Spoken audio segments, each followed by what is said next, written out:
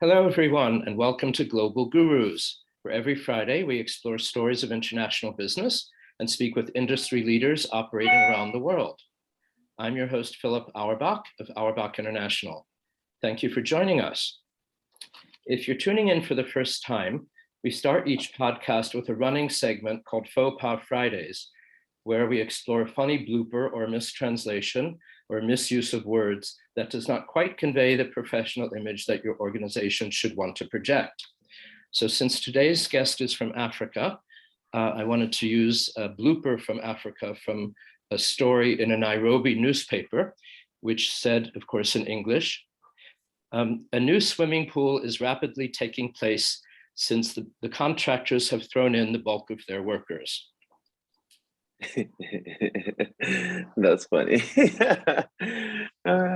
So, Okay. as we could see, when words are misused, either in translation or in common usage, the meaning changes quite a bit. Yeah, dramatically so. Dramatically so.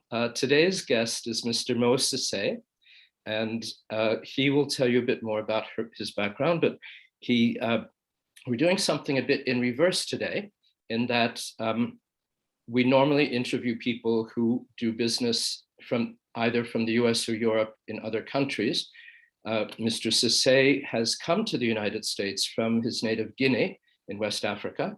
And so we're going to explore, again, a bit of reverse, how one does business in Africa versus the United States, and just to see the cultural differences as well.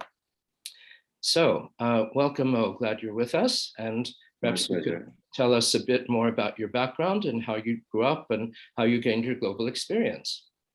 My pleasure. Thank you for having me. It's always a pleasure to have these type of conversations, especially with someone like yourself that's actually traveled to many more countries than I have. So yeah, my journey is quite unique as well. As many immigrants. I came here over 20 years ago. I initially lived in New York and then moved here to San Diego, California, where now I live. So the experience is unique in the sense that my mother was an entrepreneur herself. The way that she afforded to bring me to the US is because she was and had an alliance with other entrepreneur women from Guinea, from West Africa, and they would travel to other countries in Africa and also in the US and Europe selling African clothes. So at an early age, I already kind of got a taste of what entrepreneurship could look like, the different versatility that it can give you.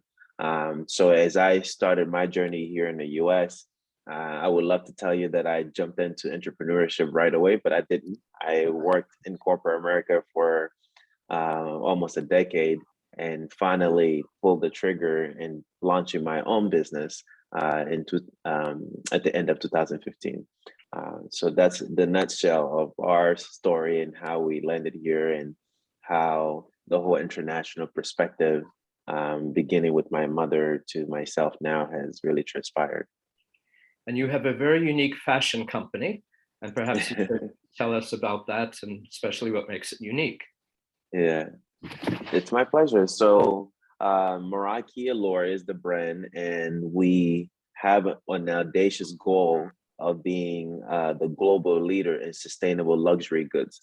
Sustainability is specifically important to us as we create custom and ready-to-wear clothes for men and women, specifically because fashion now has become the third most wasteful industry in the world, and that's next to the oil industry. So it's very important for us to be part of the solution for our industry versus the problem. And is the food industry number 2 most wasteful? And they basically, depending on the year, they're interchange. But basically, fashion becomes number 3, and then the agriculture, also food, will be number 4. So the interchange, because a lot of what the fashion industry needs also derives from agriculture. The cotton and all these natural products that are derived from the soil. One small example is back in the day, and I'm sure you can relate to this as well as someone that has traveled, Philip, is that back in the day, the fashion industry would respect the seasons. You would get new products 4 times a year, depending on the seasons. But now products are being produced almost on a weekly basis versus per season. Yeah. Oh, yeah, Yeah. didn't quite realize that. I know that a lot of it is just in time ordering, but I didn't Mhm. realize that it was, almost on a weekly basis. That's pretty Mhm. dramatic. And as you say, that can be very, very wasteful. Exactly. Could you share with us perhaps about your launch? And I presume you launched domestically in the United States first and then expanded a bit abroad. Is that correct? Exactly. So for us, one of the key things that naturally helped us expand abroad is strategic alliances. So one of the strategic alliances we have is, funny enough, with a dating coach. She only works with men, and she works with these executives and things. And basically, she has clients all over the world, including Canada and other countries. So basically, that's what was the first time we stepped outside the U.S. was with strategic alliances like that, where I would work with her clients and dress them for their dates and sorts. So it was a fun thing, but it's funny how life happens. Yes, very much. Yeah. That's wonderful. Um, Mhm. Tell us a bit of how US business practices differ from African business practices. If you were Mhm. launching Meraki in Guinea or in another West Mhm. African country, how would it perhaps Mhm. be different than what you did here?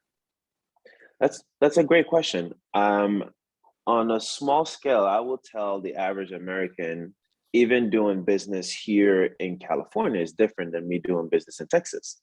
You Mm, know, the laws are different. The type of taxes we pay in California is completely different than we very pay different. that you would pay in Texas. So that's just a small example. But as far as my country, there's a lot less red tape for businesses, and there's also a much quicker turnaround as far as when you can launch and when you can get partnerships. A lot of things back home in my country, specifically in Guinea, can happen on a handshake or even based on relationships you have. But here, with the way that the law is and the way that the government is structured, things are just very procedure oriented. And sometimes you're wondering why you're waiting a month for some paperwork that should just take a couple of days, you know? So that's one small example, but really one of the reasons I connected with you and why I love what you do, it reminds me of a funny story.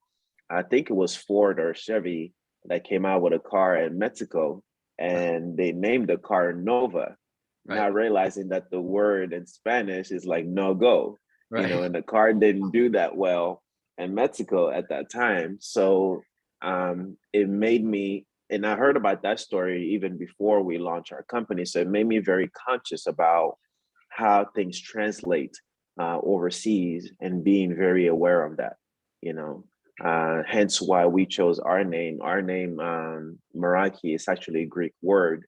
It means to do something with love, with to put a piece of yourself in your work. So I wanted to pick a company name that's also easy to pronounce in multiple languages. That's great. Yeah, Yeah. it's wonderful that you did that.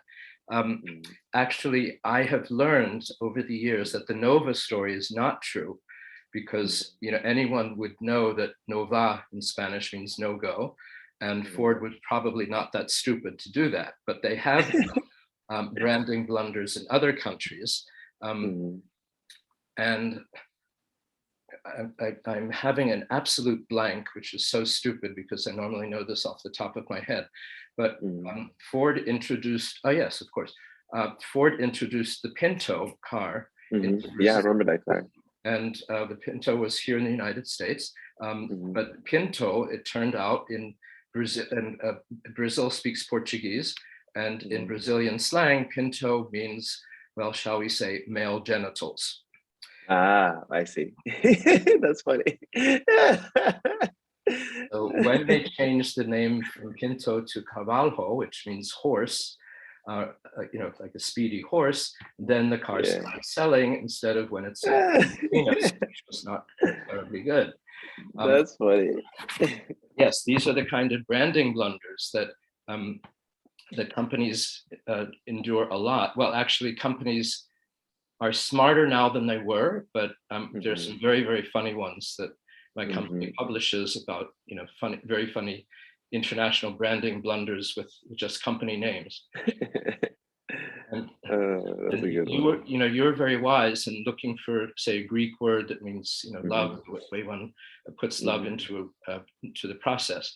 But what I found over the years is that many companies, especially large ones or multinational ones, do not take the time to think how the brand name or the company name or the slogan would work in other languages. And this happens to be a service that my company, Auerbach International, offers to screen them to be sure that they do work properly. But especially the multinationals, and I hope a listener will forgive me, but multinationals tend to be a bit more arrogant and think they know everything and don't need help. And that's when they make these big mistakes without very much so. Yeah. It's very interesting what you said about doing business on a handshake. I remember in my native Philadelphia hearing the stories, and I know that this happened especially in the 1910s, 20s, and perhaps in the 30s, but certainly in the 20s. The business here is also done on a handshake. We have a street here called Jewelers Row. Literally, a jeweler would take a bunch of diamonds or rubies out of his pocket and ask another jeweler whether he'd like to buy some for the rings and other pieces he was making, and they would seal the deal on a handshake, and that's it. Wow. And not the contracts that we have now and all the liability and all of that, those issues. So again, it was based on trust and relationships, and that's very much how business is done in other parts of the world as well. Absolutely, I agree. It's probably how humanity began. And when we were more communal, when we knew our neighbors, I'm sure that's part of humanity back in the day. But as things expanded, people maybe shied away from that. But as you already know about African culture, we're so community driven that a lot of those values still remain. Even when there are disputes, there gets settled basically in meetings. Is it meetings like with the head of the tribe or the clan or something, or is it meetings with the business leaders? It depends on what the context is or what the agreement is, but it could be, in our case, we're talking business, so it could be the business leader of that entity or that organization to discuss it. And of course, there's still legal agreements and contracts, of course.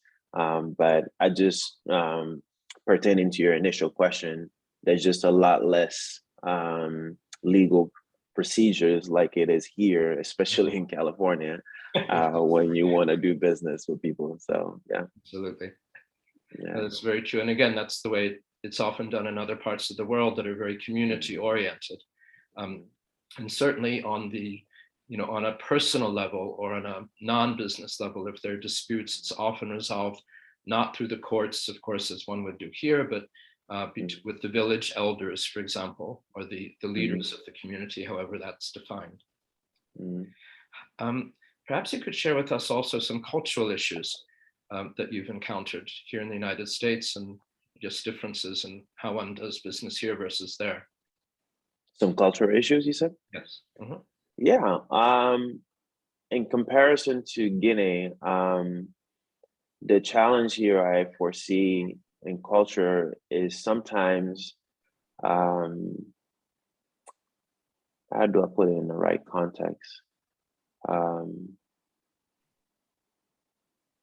Is sometimes the value ends up being more based on the material thing than the relationship with the person you're dealing with. So for instance, and my mother, since she's been an entrepreneur all my life, mostly in Africa and things like that, her relationship, her reputation was like her credit line of credit for business. Right. You know what I mean? Yeah, that's fascinating. And it's hard. Yeah, it's hard for me to find the right words to compare that to American context, in a sense. you know. Um, I think you know, what of you're saying, course, yeah, sorry, go ahead. I think what you're saying is that again, it's based on relationships and trust ultimately, Hmm.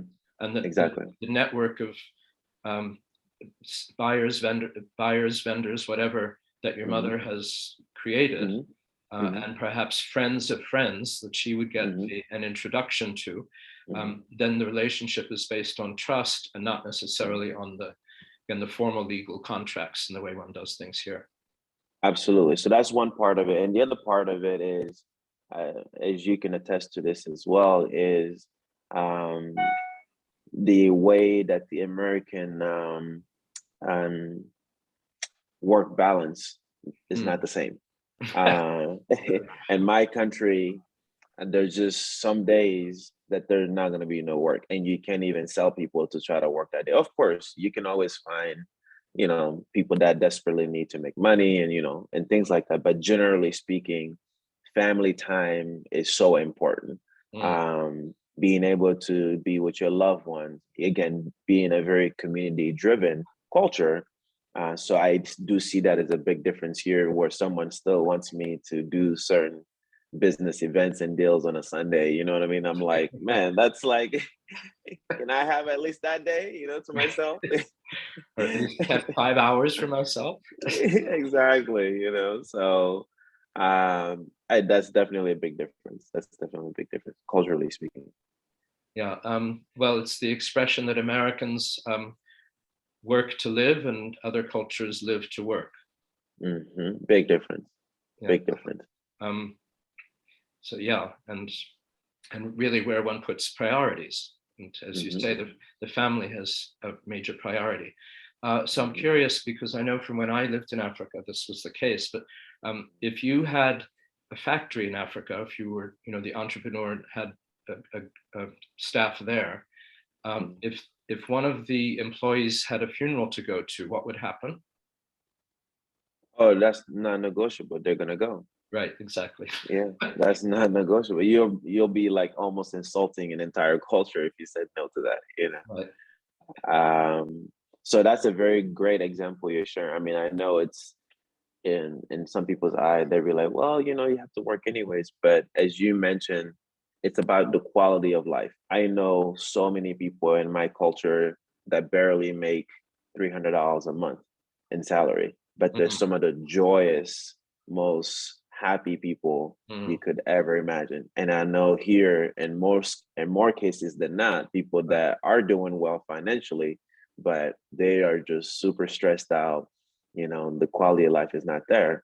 So even for me, as someone that lives mostly here in the US, that's part of the reason I love going back home to visit and do business, because it reminds me of those values. It forces me to re-engage myself into those simple values of being present and not getting so caught up into Mm. whether it's financial gains or material gains for that matter.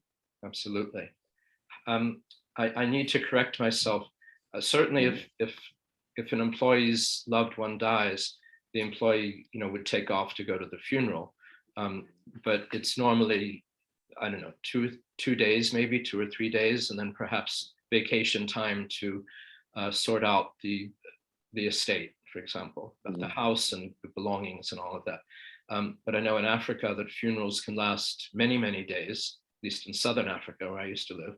The funerals last many days, and it involves also inviting the neighbors and the friends and basically having a feast. You have to feed all of the people who come to the Mhm. funeral. Whereas in this country, very often the guests would bring something for the family. Mhm. But in Africa, from at least the way it used to be, Mhm. the grieving family provides the food for all of the guests who assemble. Yeah, Is that the that's way? the same thing for us in Guinea, is that we would basically make a feast one day over the weekend or Friday or something like that, where the neighbors, like you said, family and friends will come, and basically it's kind of like a sacrifice or Mm. a giving, an offering, um, a celebration of the person that passed away. But for us, luckily, it doesn't last multiple days, at least in Guinea. it could last. The festivities or the celebrations could last at least a couple of days. Yeah. Mm. Mhm. Yeah, that's fascinating. Have you encountered any big business blunders, either that your company has made or perhaps ones that you've heard of, either dealing, whether business blunders or cultural blunders, dealing in the United States versus dealing in Africa? What do you mean by a blunder? I want to make sure I answer Um, correctly. you start an initiative and you find out that it's absolutely not going to work because you're going in the wrong direction. I mean, just Got for it. example, naming your product or naming your company and finding out that Mhm. like Pinto is not quite the right name for that car. Got it. Or a marketing strategy that you feel absolutely would work here, but when you take it abroad, it's just doesn't work at all. Got you. Okay. Thank you for the explanation. So yeah, I could use a lot of examples in Guinea specifically because a lot of Guinea's GDP comes from mining. So we're very fertile soil in my country with diamonds and bauxite, gold and silver. And the biggest export we have is bauxite, which is sent literally to Pennsylvania or Philadelphia directly in shipments. Sorry, and that's And bauxite, by the way. bauxite. I'm sorry, bauxite. I'm saying it in French. Sorry, bauxite. Yeah. So that's one of our biggest resources that gets sent out outside of Guinea. So long story short, the issue with that is, as most people know about many African countries, is the issue of corruption. Mm. So although there's billions of dollars that are made through this resource, because of corruption, the city or the civilians don't basically get it to benefit from it. So that's one major example. But besides that, for us specifically, because I've been surrounded by so many entrepreneurs, I've been cautious of how to really grow our Meraki Allure business. So one example is, excuse me, we intentionally did not open a physical store for the last 5, 6 years, like a retail space. We stayed online because one, we wanted to avoid that overhead, but we also saw the trend even 5, 6 years ago that a lot of brick and mortar businesses were not doing well. So we had no idea back then that there was going to be a pandemic happening sometime soon. So while many of our competitors or even people in our industry went out of business during the pandemic, that was a blessing for us to be able to sustain and try through it. So I'm grateful for that being part of our DNA since we launched 6 years ago. Yeah. So you're still online, is that correct? Only still online, but only online. But we, of course, we do plan on having some stores in the near future. But that was something that we were conscious of in the beginning, and it also forced us to really solidify the relationships that we do have with people and clients, so that can naturally network for us. That's fantastic. Well, it was very wise without knowing how wise it was going to be. That's a great way to put it. That's a great way to put it. You talked about your mother. Is she in the same business, Meraki Allure, or does she have her own businesses? She has her own business because all she does is African clothes. And she sells them. She brings them to the US, or what is she? Yes. She does it back home. Like right now, last week she was in Senegal. She went over there to get some fabrics and things and take it to Guinea to tailors and things. But now, so she's more slowed down. She doesn't travel as much because she's getting older. But yeah, she's never had a traditional job all my life, which is really unique in my culture to have a woman be the breadwinner of the family and to be such an entrepreneur. Yeah. Yeah, that's fascinating. I know that you came to this country when you were 12, I believe. Yeah, great memory. And I'm sure I'd like you to share with our listening audience the experiences that you had. But I was under the impression that your mother obviously came with you. But has your mother now moved back to Guinea? And she? Yeah, great question. Yeah, she only brought me to the US and stayed here for a couple of years. So now what she does is that she just travels back and forth. maybe like once a year, but because of the pandemic, she just stayed in Guinea much longer this time. But yeah, you're completely right. She brought me for my 12th birthday present, not to age myself, but I literally left Guinea on October 23rd, 1997. I came here literally on my birthday and joined my brother and sister that lived here already. Oh, And that first year was the most brutal year of my life. that was because of bullying and having to learn English. Exactly. I was learning English cold turkey. The most brutal time the kids were bullying me. My nickname back then was African booty scratcher because they thought that all Africans walked around naked and had no clothes. Kids at that age have no filter, so they just said whatever they wanted to say. So I would literally call my sister a head job every day, telling her, crying and telling her that I wanted to go back home. And luckily, she had the wisdom of telling me that just give it a year. If you don't like it after a year, we can totally take you back home. And of course, after a year, I started to make friends and all of that. Yeah. That's wonderful. It's a great adjustment. Yeah. And when people go to new countries, at first, well, when they go to settle in new countries, at first it can be very exciting, and the not necessarily the glamour of it, but just everything is new and exciting and fun, and you're learning all the time. And then once you settle in, then it becomes much more difficult. You have to pay the electric bill, or you have to get a telephone to figure out how to do many of these things, which we just take for granted. Absolutely. I think if I had came from at least an English-speaking country from Africa, like Nigeria or something, at least I would have had a head start in my English. But the fact that I had never taken any class of English and I was cold turkey, that made the transition a lot tougher. And the other thing that you talked about as far as like starting to pay for things, the first thing that it makes me think about is back then there were calling cards. So whenever my family needed to call my family back home, we were spending hundreds of dollars per month just to call back home, versus now you download any one of these apps and you're able to communicate with people on Wi-Fi. So yeah. That's fascinating. And it's funny because you use the word calling card. This is another example of English. In French, a calling card is a carte de visite, and we call it a business card here. Yeah. And certainly back 50 years ago or more, when you went to visit someone, each person, a man or a woman, would have a card with his or her name on it. And you could give it to the butler, or you would hand it to someone to say, I'm waiting to meet the host.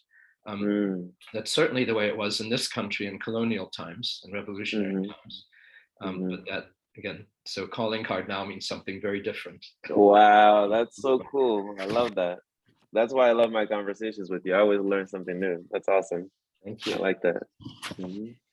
So I know your life is not all business, of course, because you're African and you don't work on Sundays if you can. I try. So what do you like to do outside of business? Oh man, music is my therapy. I love music. I was in marching band for 4 years between high school and college. So sometimes, especially here in San Diego, I'll go take salsa lessons and things like that. I love that. I crossed the border. I've probably been to Baja, Mexico over 20 times. Go there for lunch. So music and travel whenever I can are the two favorite escapes for me. Yeah. Fantastic. Yeah. One other question just about business, to get back to that. How do you measure success? How do you measure your own success? I presume you consider that your company is very successful. And so how?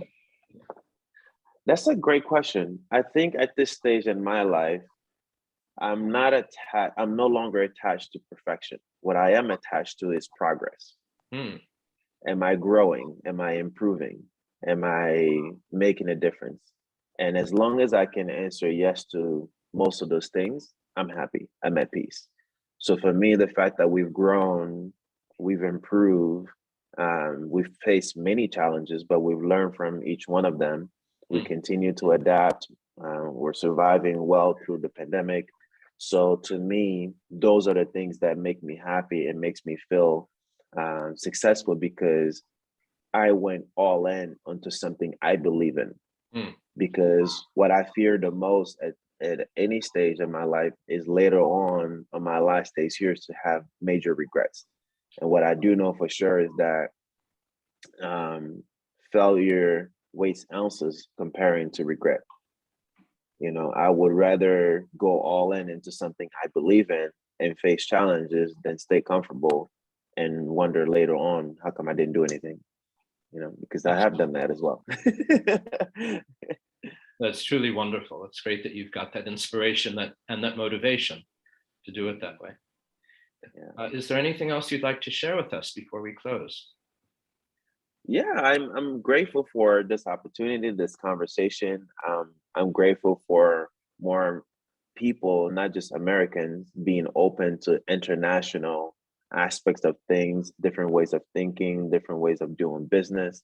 So I'm just glad that this platform exists, and I want to encourage more people to continue to step outside of their local areas to connect with more people, because believe it or not, we have way more in common than what you see on TV. Yes, very true. And also to step out of their comfort zones Yeah, to improve themselves. That's always exactly. probably the most difficult. Yeah, Well, thank you so much, Mo. It's been an absolute pleasure to have you as a guest on our show. And I hope you'll join us again another time. my pleasure. My pleasure. So this has been Philip Auerbach. Please join us again next week for another edition of Global Gurus and their stories on international business. Thank you.